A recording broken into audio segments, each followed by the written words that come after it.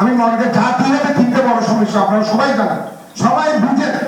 একটা হচ্ছে নির্বাচন, একটা হচ্ছে সংস্কার, আরটা হচ্ছে আমাদের বিচার ব্যবস্থা, যে বিচারগুলো হচ্ছে এখন বাংলাদেশের যে অবস্থা, বিচার শেষ করার না বলে নির্বাচন হবে না, এটা হতে পারে না। বিচার করতে হলে আপনাকে 15 বছর থাকবে, তাহলে 15 বছর আমি এই সরকারকে বর্তমান এই তত্ত্বাবধায়ক সরকার যারা বর্তমানে আছেন ডক্টর ইউনূস সাহেবের নেতৃত্বে, তারা কি আগামী 15 বছর বিচার না হতে থেকে যাবে? এটাই কি গণতন্ত্র?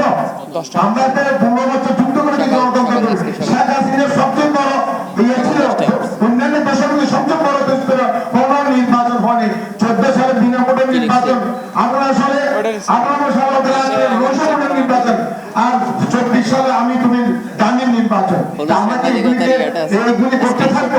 যে ডক্টর ইউনূস সরকারকে বিএনপি অবশ্যই সমর্থন দিয়েছে, বিএনপি বৃহৎ দল হিসেবে সমর্থন দিয়েছে। হ্যাঁ, বিএনপির গণতান্ত্রিকভাবে নির্বাচন দেওয়ার কথা বলার অধিকার রয়েছে। অবশ্যই কিছু কিছু আমাদের কিছু কিছু নেতারা কিছু কিছু বিভিন্ন ধরনের কথা বলার জন্য কিন্তু এটা সমস্যার সৃষ্টি হচ্ছে, কিন্তু আলটিমেটলি নির্বাচন দিতে হবে। বিএনপির সাথে আমাদের দীর্ঘদিন পর একটা ইন্টারাকশন হলো একসাথে, এটার জন্য আমি বিএনপি নেতৃবৃন্দ যারা এখানে উপস্থিত হচ্ছে সবাইকে, যারা সত্যগত আমাদের সাথে সংগ্রামের সাথে যাদের সাথে আমাদের সম্পৃক্ত ছিল তাদের প্রতি অভিনন্দন জানাচ্ছি। আমি প্রথমে 17 বছর ধরে যারা দীর্ঘ ফেসিবাদের বিরুদ্ধে আন্দোলন করে এই লড়াই জিতেছেন এবং যে জুলাই রাজনীতি করার সুযোগ পেয়েছিল শহীদ রাষ্ট্রপতি জিয়াউর রহমানের কারণে। আজকে যে জুলাই বিপ্লবে যারা শহীদ হয়েছেন, সেই বিপ্লবের মধ্য দিয়ে বাংলাদেশের থেকে একটা জগদ্দল পাথরের মতো যে স্বৈরাচারের পতন হয়েছে, সারা জাতি ঐক্যবদ্ধ হয়েছে।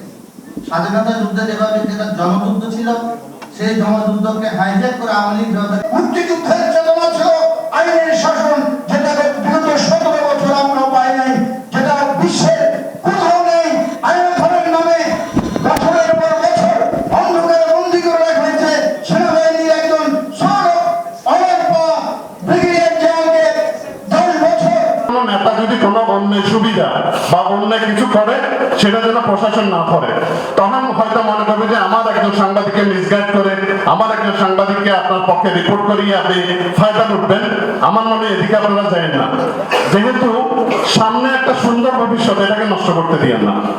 সাংবাদিকরা কিন্তু আমরা দেখি কিন্তু বলতে পারি না, বলা যায়ও না বিভিন্ন কারণে। তো এখন যে বিষয়টা, আমার তো বক্তব্য দেওয়ার ইচ্ছা ছিল না, সরলমান দেখে দিয়েছে, তা বলতে হচ্ছে যে বিষয়টা বাংলাদেশের মূলত হাসিনার পলায়ন একটা নতুন ধারা রাজনীতি তৈরি করার একটা সুযোগ তৈরি হয়েছে। এই সুযোগটা আমরা কিভাবে কাজে লাগাবো, সেটা আমাদেরকে আমি মনে করি যে অনেক কিছু আপনাদের মাঝে দুর্বলতা আছে। আপনারা আগামীবার ক্ষমতায় আসবে, রাষ্ট্রপ্রধান হবে, তারেক জিয়া দেশে আসবে। তো আমি মনে করি যে গণমাধ্যমের যে কাজের পরিধিটা সবচেয়ে শৃঙ্খলা হওয়া দরকার। আমরা এসে বিএনপির প্রোগ্রামে গেলে আমরা কখনো পাই না তেমন। বিশেষ করে আমি আমার সহকর্মী বলবে কিনা জানি না, নাজিউর রহমান মঞ্জু ভাই আছেন, উনি সদস্য সচিব। আমি জানি না আমার কোনো সহকর্মীর সাথে ওনার সেটা আমরা লিখতে পারি না। কেন লিখতে পারি না? ওই যে আমি মনে করছি যে আজকে যদি আমি ওই নেতার বিরুদ্ধে লিখি, কালকে তো সে ক্ষমতাসীন হবে, তখন সে আমার এটা নিয়ে নানা এখানে আমার সাহসের বিষয় না। সাহস বিষয় হচ্ছে যে আমার হাউজের সাহস, বিষয় হচ্ছে যে আমার যে বুড়ো প্রধান আছেন তার সাহসের বিষয়। সেটা আমার হাউজের কথা বলছি না।